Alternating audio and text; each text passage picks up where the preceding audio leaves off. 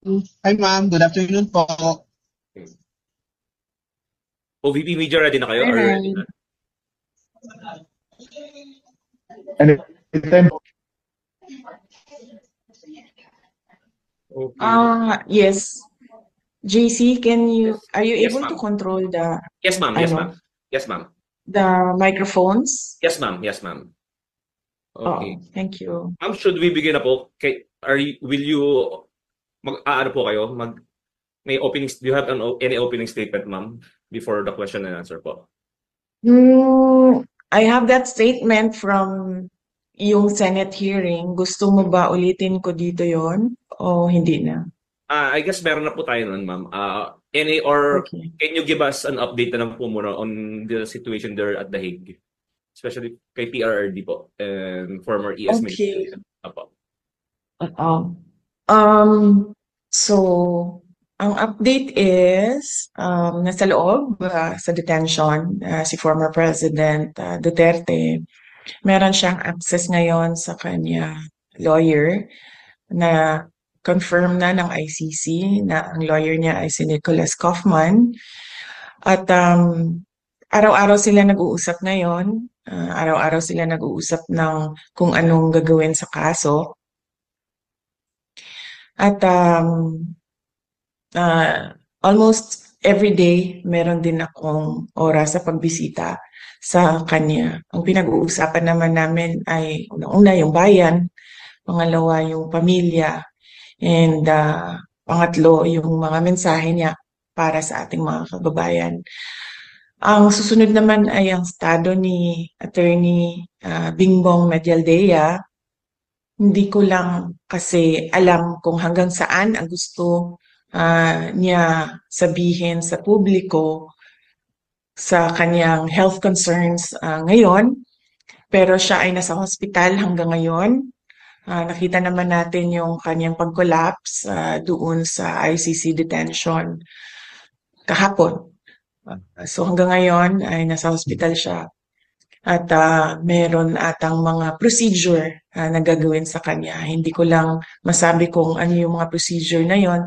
Siguro bagay na tanungin natin ang kanyang next of kin o ang kanyang asawa sa kung ano yung mga health concerns ngayon ni Attorney Medialdea.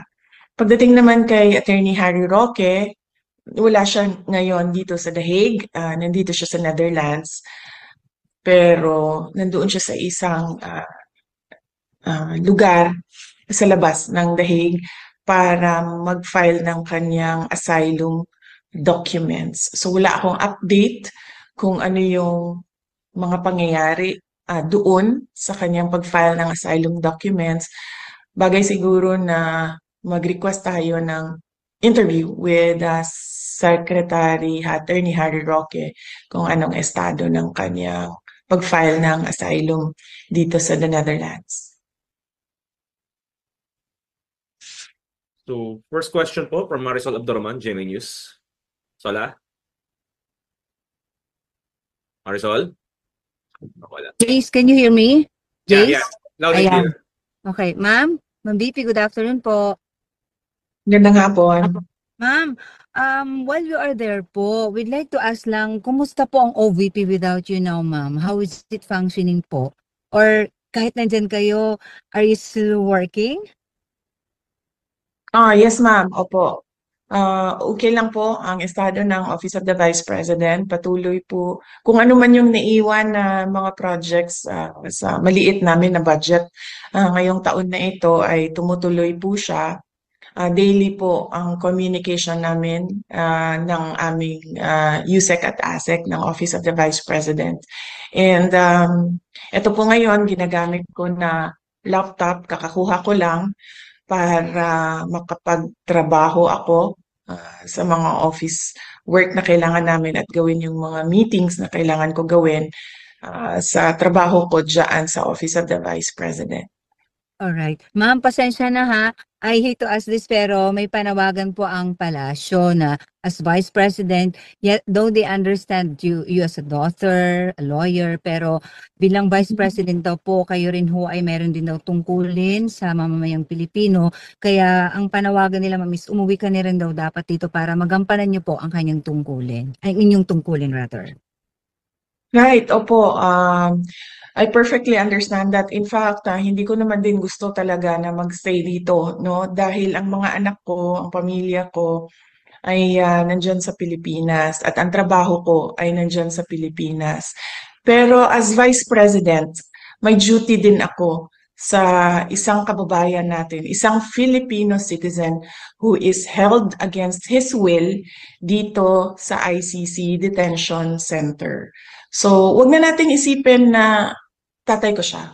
Isipin na lang natin na Vice President ako at gumagawa ako ng paraan kung paano maibalik natin ang isang Filipino citizen sa ating bayan. At hindi ko nakakalimutan ang aking trabaho diyan sa Office of the Vice President. Araw-araw kami nag-uusap ng aking mga kasamahan. Iilan na lang naman po ang naiwan na projects dahil approximately 700 million yung budget namin diyan. At yung projects namin, karamihan ay magdidepende sa end of school year ng mga kabataan dahil nakatutok kami sa advokasya namin sa edukasyon. So ang preparations namin ay before magbukas ang bagong school year sa mga GIDA areas ng mga public schools natin. So, yes, multitasking ako. Nandito ako as Vice President, ginagawa ng paraan paano maibalik ang ating dating Pangulo sa ating bayan. Nagtatrabaho ako through our satellite offices, through our central office of the Vice President. Tuloy-tuloy ang serbisyo namin para sa bayan. At yes, wala po akong balak na tumira dito sa Netherlands. Hindi ko po gusto tumagal dito. Madami akong kailangan na sikasuhin. Trabaho dito, trabaho dyan sa Pilipinas. At alam ko kung paano magbalanse ng trabaho dahil mas mahirap pa ang trabaho ng isang mayor. Sa sobrang dami ng issues and concerns ng isang lugar. So marunong na ako bumalanse. Alright, maraming salamat po, VP. Okay. Next question, Fred Mendoza, Manila Times.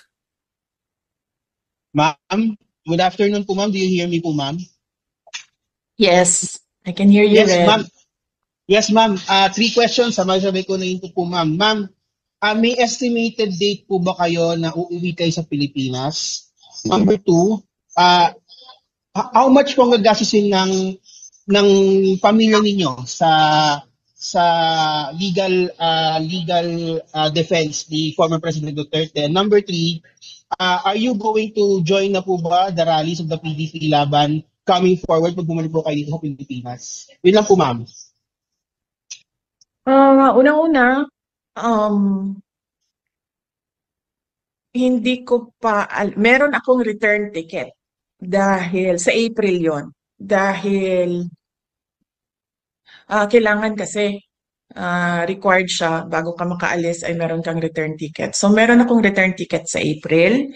Hindi ko alam kung hanggang kailan ako dito, sa totoo lang, dahil hindi pa nabuo yung legal team ni dating Pangulong Rodrigo Duterte. As Vice President, may obligasyon ako na buuin yung kanyang support group dito para merong tumutulong sa kanya na makalabas diyan sa ICC detention. Pangalawa, magkano ang gastos ng pamilya namin sa kaso ni Pangulong Rodrigo Duterte sa ICC? Sa ngayon ay wala kaming pinag-uusapan ng abogado, pero nagpahiwatig na ako sa kanya na kung pwedeng mag-apply ng legal aid dyan sa loob ng ICC. At patuloy naming pinag-uusapan ito. Kahapon may meeting kami, hindi namin na take up ang topic ng budget. Pero alam niya dahil noong isang araw ay sinabihan ko na siya na malaki ang posibilidad na mag-apply kami ng legal aid at hindi ito privately funded case. Ang pangatlo is kung sasali ba ako sa kampanya ng PDP, senator candidates at sa mga guest candidates nila. Palagay ko naman hindi na kailangan ako sumama sa kampanya nila dahil alam na ng taong bayan at alam na ng buong bansa na kailangan nila baguhin ang muka ng ating gobyerno at alam nila na kailangan nilang iboto 10 doon sa mga kandidato na yon. Unang-una, yung mga kandidato ng PDP, Senator Bongo, Senator Bato de la Rosa, Attorney Hinlo, Attorney Bondoc, Philip Salvador, and meron Vic pa Rodriguez, ma'am. isa. Vic Rodriguez, ma'am. Vic Rodriguez. Rodriguez is a guest candidate of PDP. So meron pa tayong isang PDP senator. And meron tayong 4 na guest candidate. Si Attorney Vic Rodriguez, si Congressman Rodante Marcoleta, si Pastor Apollo Kibuloy, and si Dr. Richard Mata. So, hindi ko yun nga siguro ang dahilan kung bakit inalis or ginawa ng extraordinary rendition ang dating Pangulo dahil mukhang magba-block voting ang buong Pilipinas sa 10 senador. Okay po, ma'am. Thank you po, ma'am. Okay. Next question, Jason Rubrigo, SMNI. Jason? Hi ma'am, good afternoon po. Ma'am, dito po sa legal team po ni dating Pangulong Rodrigo Duterte, kamusta po yung pakikipag-usap natin doon sa listahan po ng mga abogado at kailan po natin inaasahan na magbubuo po ang legal team ni dating Pangulong Duterte? Mamayang gabi may darating na isang abogado, no? So kailangan ko siya kausapin, kailangan ko siya i-interview para maidagdag siya sa legal team.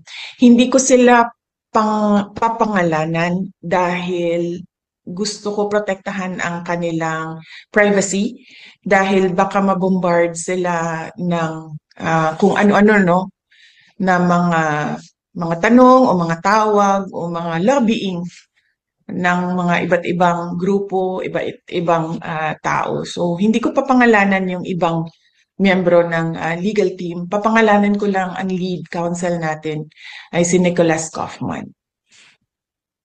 Okay. Ma'am, kanina po sa Senate hearing, you've said na gusto mong sumagot yung Armed Forces of the Philippines kung bakit nila pinayagan na mangyari ito kay Pangulong Duterte. Sa tingin niyo po ba may pananagutan po ang AFP sa nangyari kay dating Pangulo? Sa tingin ko ba may pananagutan? Yes, of course. Sa tingin ko ba pananagutin sila? Base sa sagot ng Secretary of Department of National Defense ay mukhang wala. Hindi sila pananagutin, pero yes, sa tingin ko may pananagutan sila. Dahil ang military, ang protector of the states and national sovereignty. At dagdag pa doon, merong isang unit dyan sa loob ng Armed Forces of the Philippines, itong Presidential Security Command, o dating tawag natin ay Presidential Security Group, masikat sila sa pangalang PSG. Ang trabaho nila ay magprotekta ng mga dating Pangulo. Kung makikita nyo, ang mga security detail ng ating former President Estrada, former President Arroyo, ay mga miyembro at ni former President Duterte ay mga miyembro ng PSG dahil mandato nila na protektahan ang former heads of state because these are kumbaga icons ng ating bansa and they are very important individuals para sa isang bansa. Thank you, ma'am. Next question is John Aguilagon, Asahi Shimbun. Good afternoon, ma'am. Thank you for taking the time to speak with us. Picking up from the previous question, in your statement at the Senate hearing, you called out the military for allowing a former president to be turned over to a foreign organization while inside a military base. And then you pose a question that what can be done to bring FPRRD home without, what can the military do to right that wrong? So what do you think can the Philippine government do at this time to bring him home from The Hague? And what can I'm going back to that, what can the military do to correct the oversight maybe that when it allowed the turnover of a Filipino citizen to a foreign organization? I think it is best if you ask them. I do not want to suggest to them kung ano yung dapat gawin. Dapat siguro i-demand natin sa kanila na mag-isip sila. But clearly from the answers of Secretary of the Department of Justice kanina, I don't think they will make moves in taking back or bringing the former president home. So, hanapan na lang namin ng ibang paraan kung paano maiuwi ang ating dating Pangulo. And he expressed that already as well. Kasi sinabi niya na magme-mayor pa siya, magiging mayor pa siya. And he needs to go back home because he needs to serve the people of Davao City. Ma'am, right now, ano po yung iba pang paraan na nakikita ninyo without having to wait for the entire ICC process to finish, to conclude? Madami namang well, hindi madami. Very limited ang options right now. Pero there are options. Just cannot discuss them. Kasi, the Philippine government is working with the ICC in making sure that the president stays in detention. So, huwag na lang natin pag-usapan kung ano yung mga pwedeng gawin. Pero, merong very limited ang options, pero meron. Ma'am, pwedeng isa pa, birthday lang po ni FPRRD later this month. Ano po ang plano natin para din sa kanyang birthday? Nag-aantay ako kung sino sa mga relatives namin ang darating. So hindi ko alam kung makakarating yung aking mga kapatid.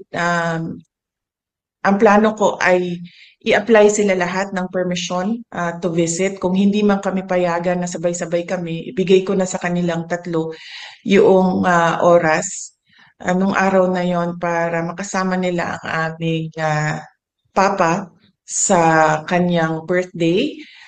And ang pagkakaalam ko, merong mga grupo ng ating mga overseas Filipino workers at mga Filipinos living abroad na mag-celebrate ng birthday ni Pangulong Duterte. Hindi ko lang alam paano, saan at yung mga detalye, pero narinig ko na meron silang pinag-uusapan na ganun. Ang sigurado lamang ay yung peace rally support to former President Rodrigo Duterte to bring him home to the Philippines ay merong rally or merong gathering ngayong March 23. Ito ay Sundays dito sa The Hague, pero wala pa tayong specific na lugar dito sa The Hague dahil pinag-uusapan pa ng ating mga kababayan. Salamat po. Okay. Thank you. Next question. A. Balagtasi, The New York Times. A. Hi, ma'am. Good afternoon. Ma'am, I just want to get your 2 cents, your reaction regarding the recent the Senate hearing. How do you find it? Because I think Senator Bongo earlier said it was too late, the hero. Well, actually, oo. Tayo, yung buong bansa natin, we already lost a former president. So, late na tayo. Kaya nga sinabi ko kanina kung hindi ko lang maalala kung nasabi ko ba. Pero ways forward na lang tayo. Unang-una, sino ang mananagot? But we don't expect na merong papanagutin. Pangalawa, anong gagawin natin as a country, as a nation, moving forward? May darating na eleksyon. Ano bang dapat natin gawin dyan? Ang gusto ng lahat, pagbabago. So, meron tayong option na 10 senador at meron pa tayong daming tanong sa nangyari sa ating budget sa ngayon, no? Public funds is expended in a constitutionally infirm document. So, ano bang gagawin ng bansa? Ituloy natin ang demand natin for transparency, accountability, peace and security para sa ating bayan. Yes, thank you, ma'am. Also, I just want to ask regarding the defense because po na-interview si Attorney Kaufman and he said he's very confident that he can the case can be speedily dismissed. Do you share that sentiment, and where do you think is he coming from?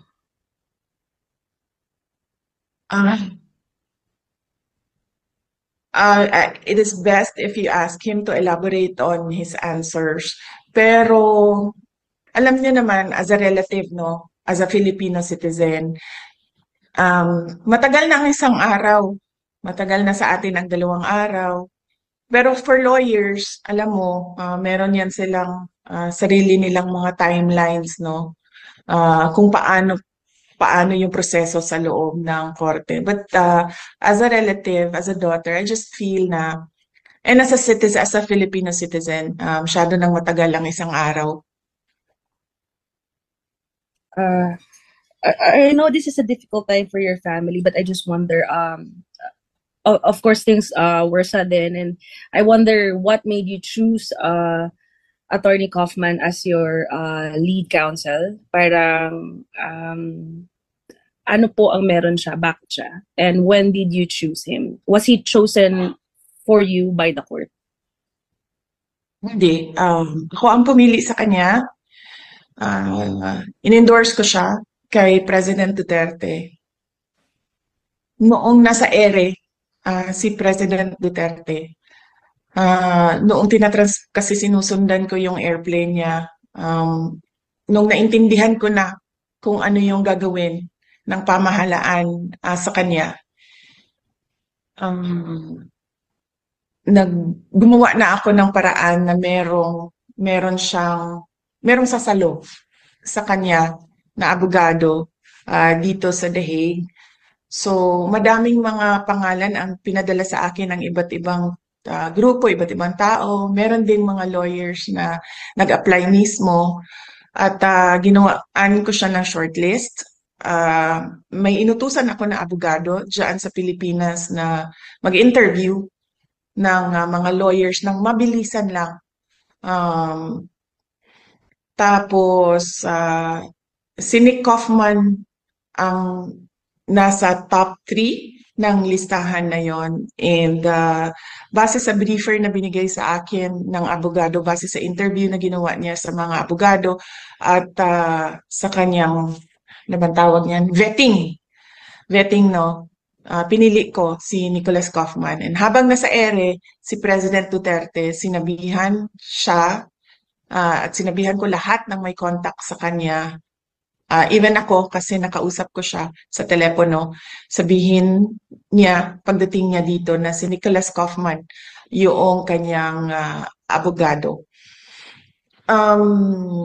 Pagdating niya dito, nakasulat sa papel din ang pangalan ni Attorney Salvador Mediadleya at siya yung unang nirecognize ng ICC na abogado, kaya siya yung nandoon sa initial appearance. Pero nakikita ko na medyo hirap si Attorney Mediadleya dito kaparte ng kanyang kalusugan. Ilang beses ko siya sinabihan dahil nagmi-meeting kami dito. Ilang beses ko siya sinabihan na pumunta kami sa hospital dahil pangalawang nakikita ko yung hirap siya sa paghinga, hirap siya sa mukha siyang stressed na masyado na dahil sa edad niya siguro. Sinabihan ko siya magpa-hospital kami pero umaayaw siya dahil nga tumutulong siya kay dating Pangulong Duterte. At yun na nga, inabutan na siya ng pangalawang collapse niya doon sa detention center at ngayon ay hindi na siya pinapalabas ng doktor sa hospital. Kaya malamang ang magiging desisyon din niya ay mag-withdraw dahil kailangan niya tutukan ang kanyang kalusugan. So, yes, ako ang pumili, ako ang nagsabi kay President Duterte, kay Nicolas Kaufman. Kung palpak man si Nicolas Kaufman, ako po ang mananagot sa taong bayan. Yes, ma'am. Thank you for that po.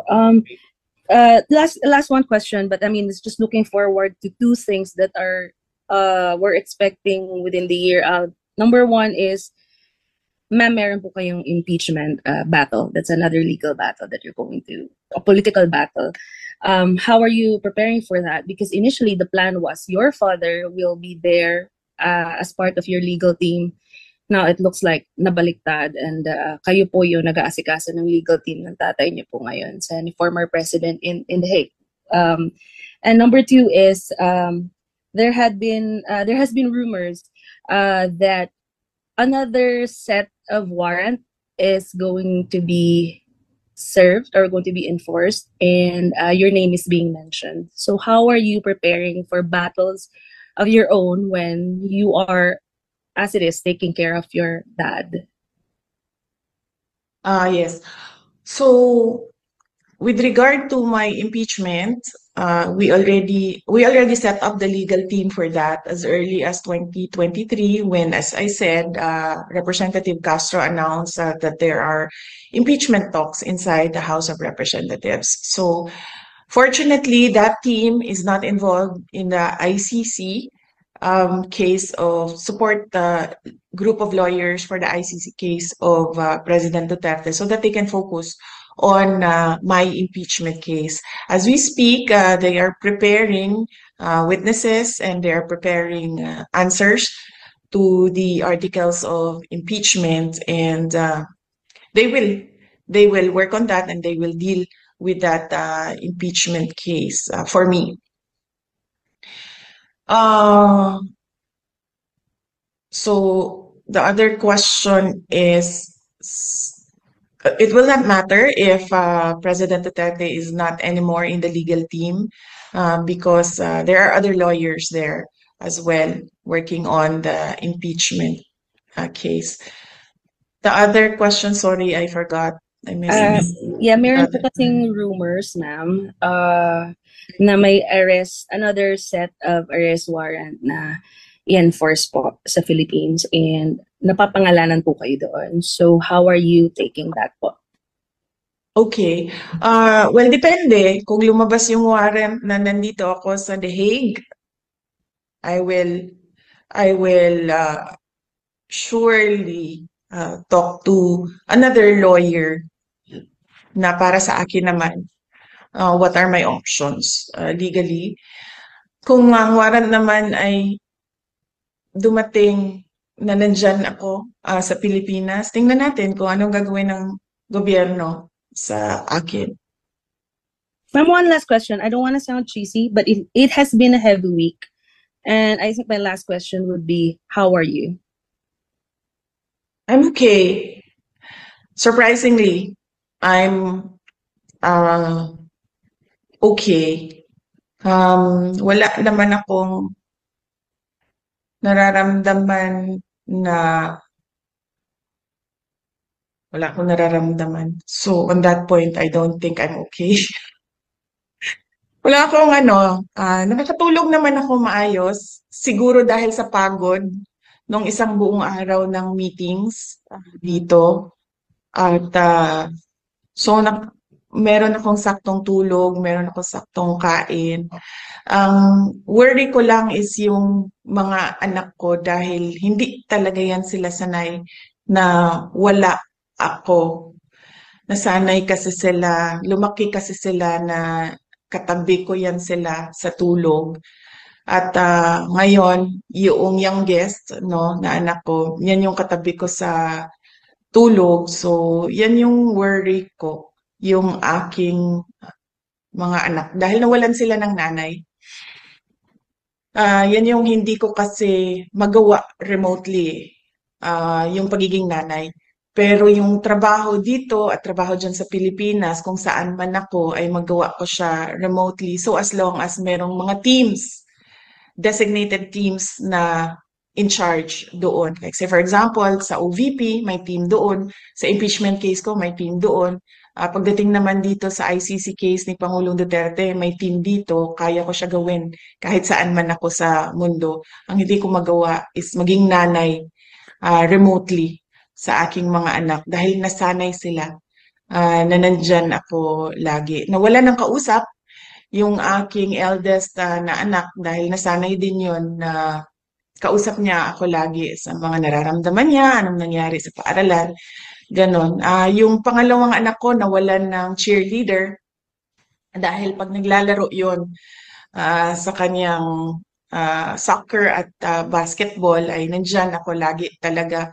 Dala-dala ko yung mga paraphernalia ko, pom-poms, drums, yung mga trotot ko para i-cheer siya. And of course, yung youngest, as I said, nawala ng katabi sa tulog.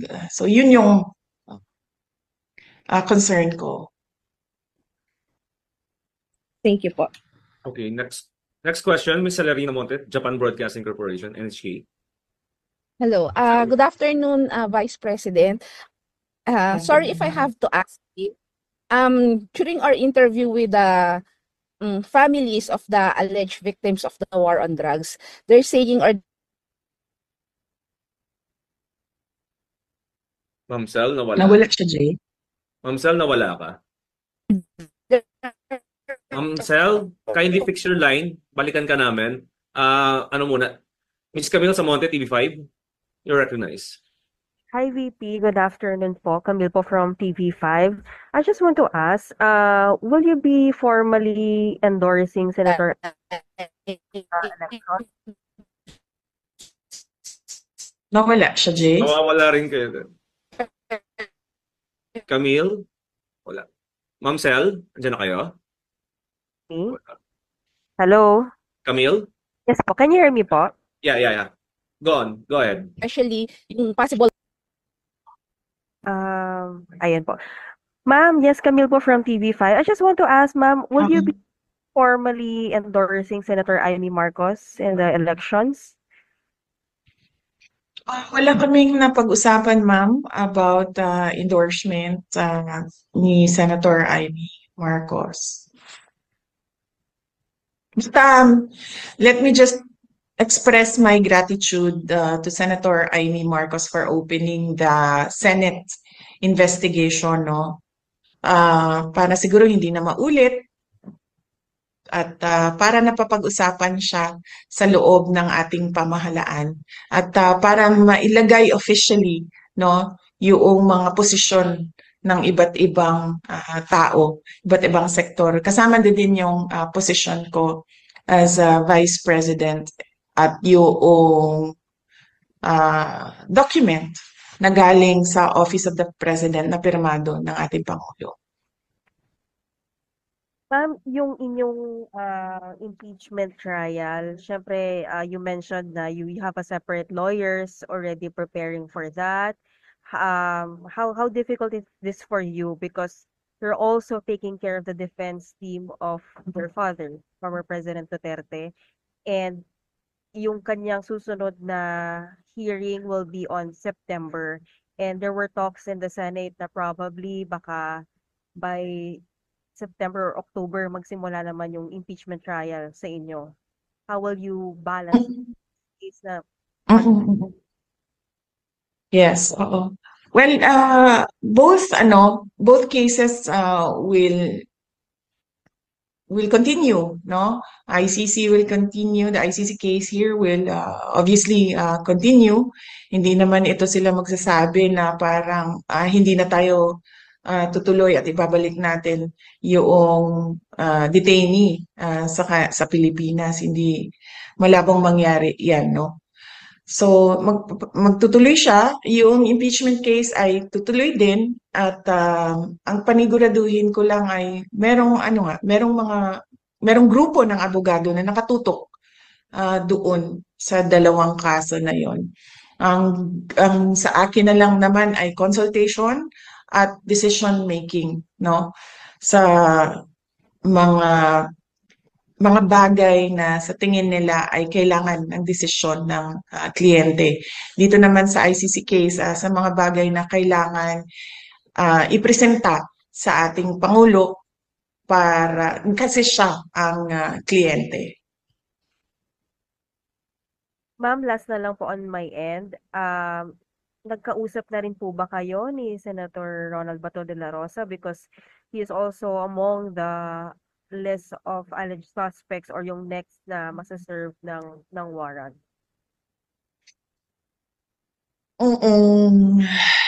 Hindi pa kami nagkausap ni Senator Bato de la Rosa. Mag-ingat siya at lahat ng mga nandoon na mga complaints ng mga former police, PNP personnel, officers, mag-ingat sila dahil kung meron mang sinasabi na merong warrant, ay malamang merong warrant yan dahil nakita natin na meron ngang warrant of arrest dito kay Pangulong Duterte.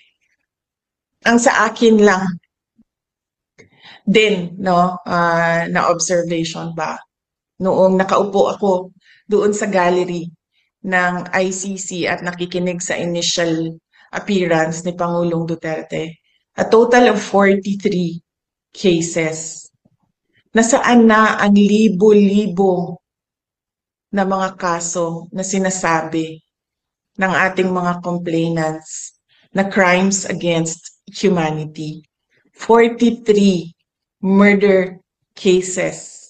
Hindi ko dinidiscount yung 43 na sinasabi nila allegedly na namatay Pero crimes against humanity is a serious accusation na lagi nilang paulit-ulit na sinasabi 6,000, 9,000, 10,000, 40,000, 50,000 ang mga namatay.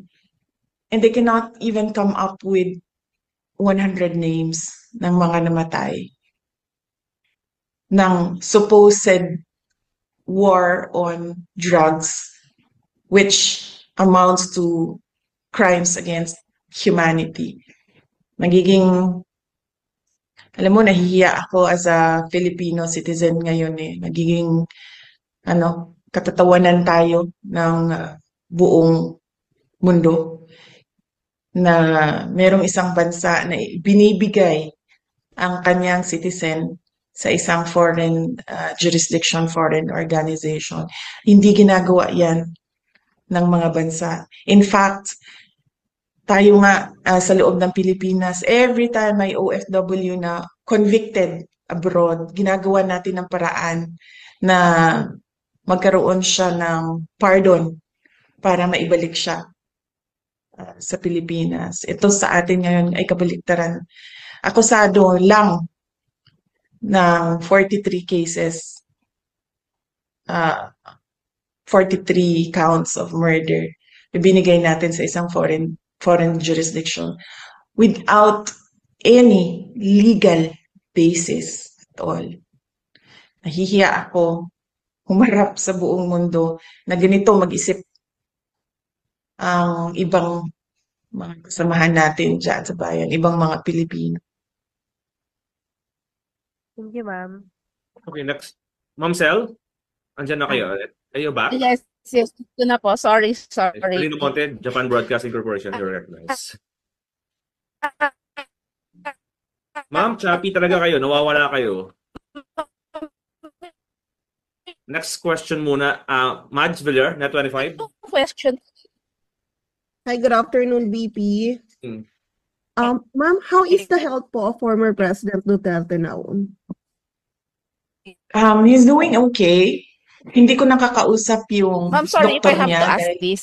Eto, clear na po, malinaw. Wait lang, Mads. Patapusin mo muna si Miss Miss Michelle, patapusin mo muna si Miss Mads. And may answer din si VP kay Mads. Ma'am, go ahead. Hindi ko nakakausap yung kanyang doktor sa loob dahil may proseso din sila sa loob kung paano mo kausapin ang doktor, no?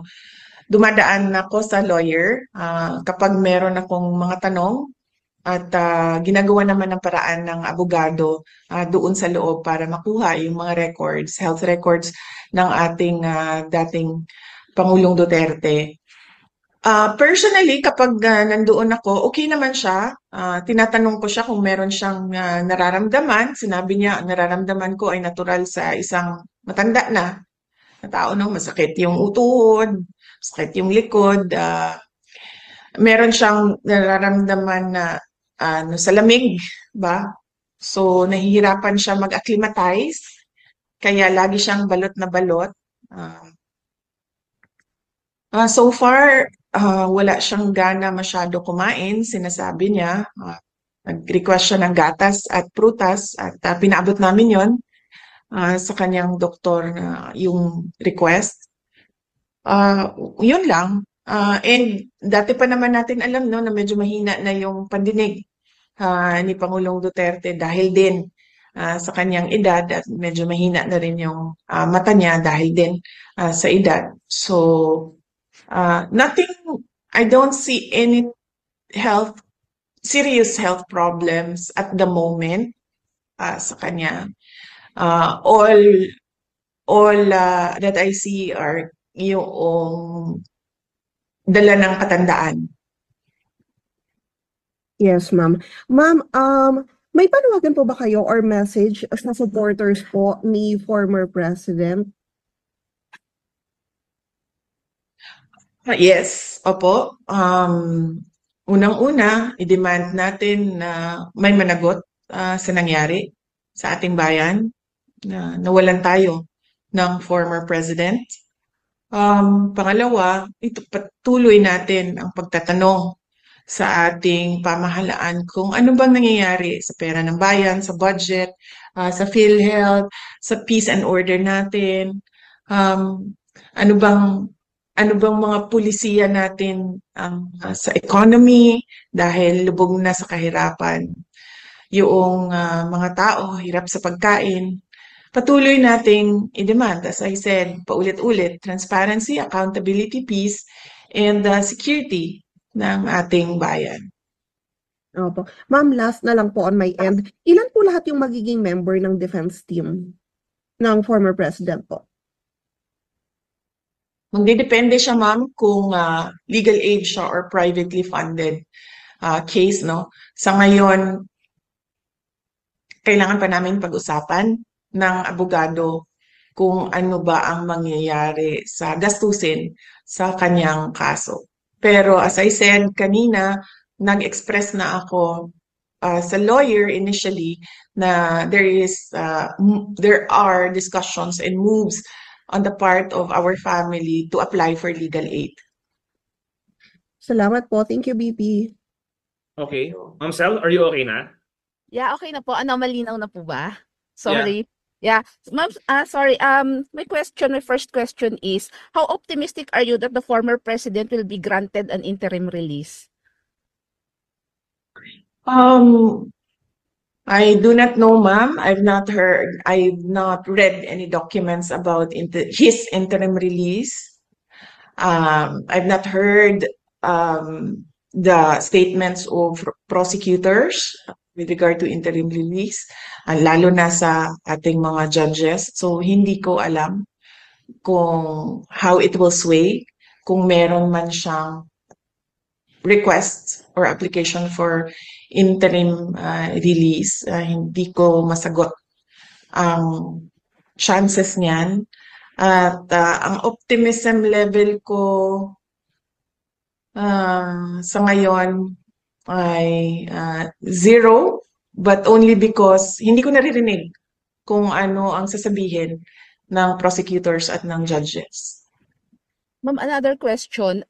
Sorry if I have to ask this because some of the families, relatives of those alleged victims of the war on drugs claim that their lives would be threatened or at risk if the former president will be allowed to return to the Philippines because they're afraid that the former president or may do something bad against them. So is there any basis for their fear?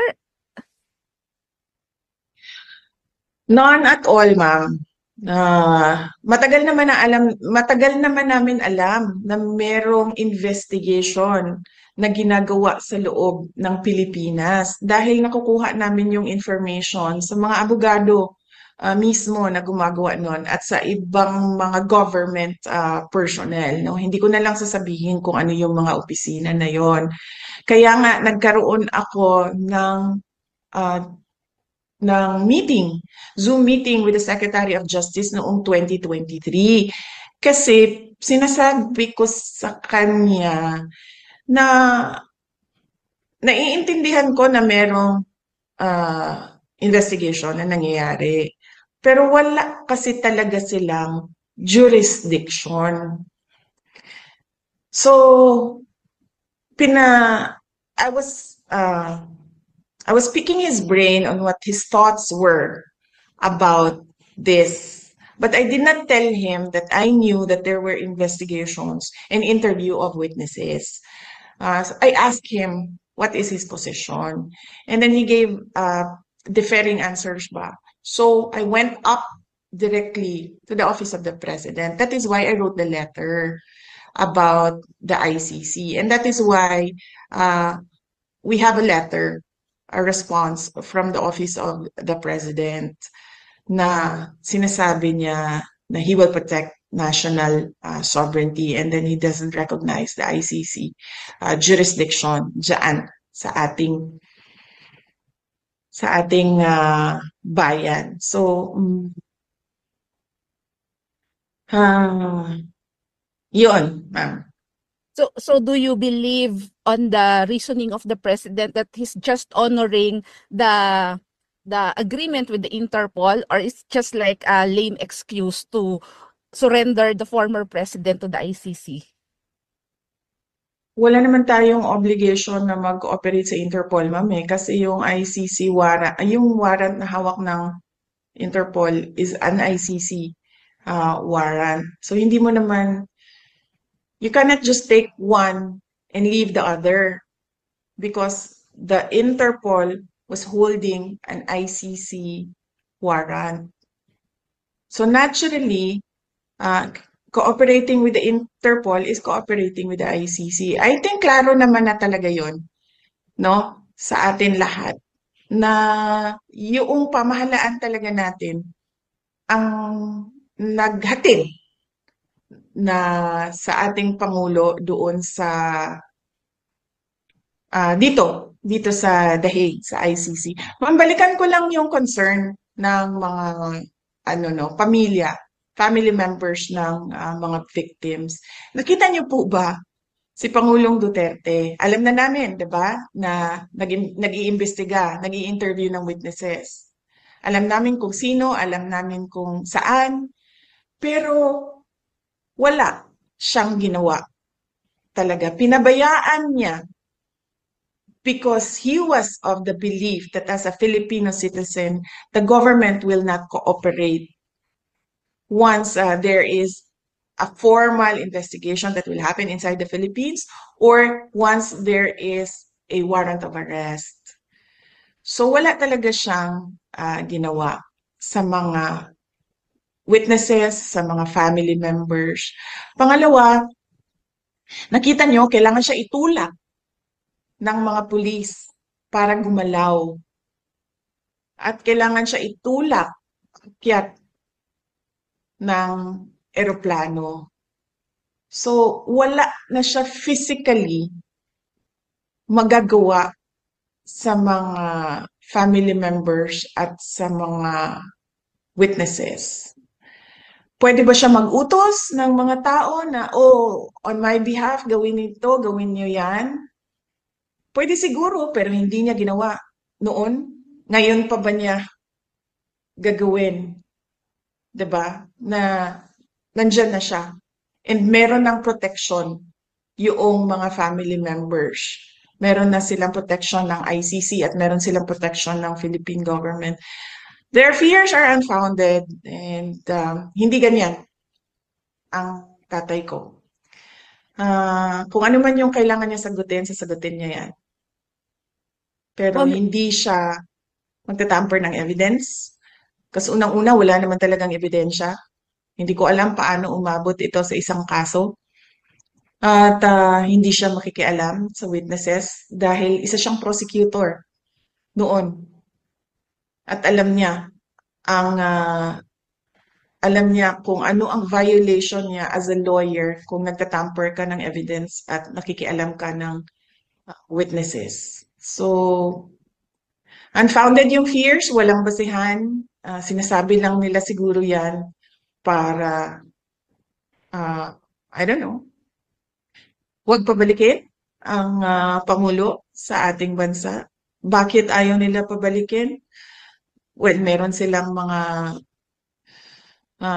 they are in collusion with individuals, both in the government and outside of from the private sector. They are in collusion with organizations who are against the former president because of his policies noong siya ay Pangulo. They are in collusion with people who want to stay in power, with people who want to totally erase political opposition, who want to question the acts of government. So, sa tingin ko yan eh. Okay, last question, ma'am. So as part of the defense of the former president, is there any plan to bring into The Hague some witnesses for the former president? I am not part of his legal team. Nandito lang ako kasi kailangan nila ng kausap sa labas. So kinakausap nila si Pangulong Duterte sa loob. At kinakausap nila ako sa labas so that there is someone who will sign off on what was agreed upon with the client, no? So hindi ako part ng legal team. As I said, I am a Filipino citizen here helping the former president go back home. And I am here as a daughter as well, moral support doon sa kanya. Thank you, ma'am. Okay, last 3 questions po tayo, ma'am. Next question, Ms. Joyce. Oo, kasi Jay, it's 8:05. Yeah. No, may 9 a.m. meeting Alright. ako. Sabi mo isang oras lang ito. Ms. Joyce Adra, RMN News, then followed by Glenn Wego, Super Radio. Good afternoon po, VP. Ma'am, ask ko lang po, meron kasi mga report na peke yung ibang EJK victims sa kapisanan ng mga broadcaster na Pilipinas sa forum po the other day. Hindi naman ito dininay ni Attorney Claire Castro at ang parang sinisipa niya yung isang media na nagtanong sa kanya na alam mo naman palang kapitbahay mo yung isa at hindi pala totoong EJK victim. Bakit hindi mo sinulat ng tama? Bakit hindi mo itinama yung isinulat mo? So kayo po, anong masasabi niyo po dito sa mga sinasabing peke nga EJK victims? Nasabi ko nga kanina, Apo, ma'am, thank you. Nasabi ko nga kanina, ma'am, no, hindi ko alam paano umabot ito sa isang kaso. Wala talaga silang ebidensya at all for murder or crimes against humanity. Hindi ko alam. It baffles me. Really, truly. How this has happened, no? So, kasali na din siguro dyan, ma'am, yung mga peking supposedly victims, no? Kasali na yan dyan. Kasi ito lahat ay gawa lamang unang-una ni Senator Trillanes noon. At syempre nakakuha siya ng, ano bang tawag niyan? Kakampi o kaalyado sa loob ng pamahalaan. So, yun. Miss Joyce, okay ka na? Are you good? Oh, wala na. Okay, last question. Okay Raymond na po, Antonio. sir. Thank you po. Thank you. I'm done po. Thank you. Raymond Antonio, read the bulletin. Last question. Then we're wrap up. VP, good afternoon. Senator De La Rosa admitted having an ill feeling towards National Security Advisor Eduardo Año following the arrest of your father, the former president.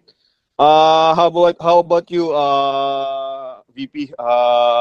What do you feel right now, given that Año was one of your father's men and member of his cabinet?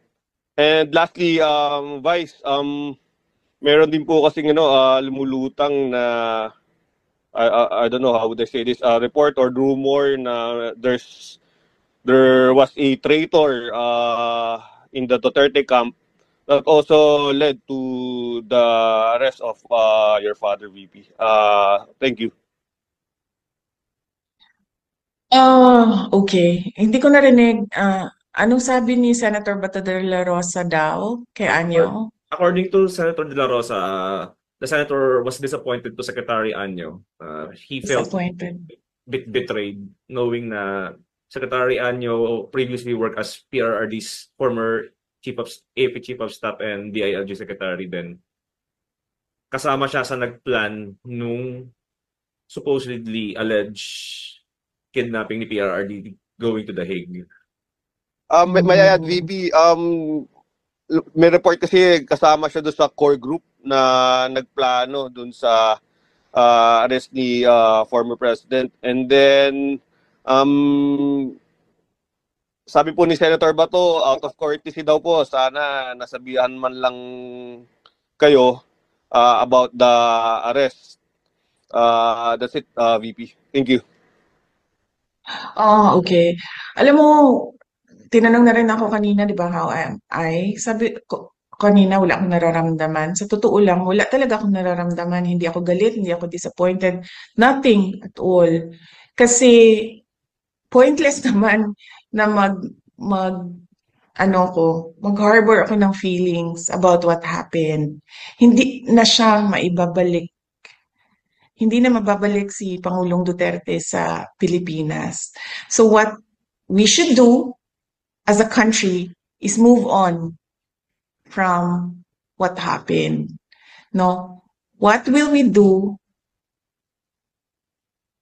as our ways forward as a country and as a people from what happened?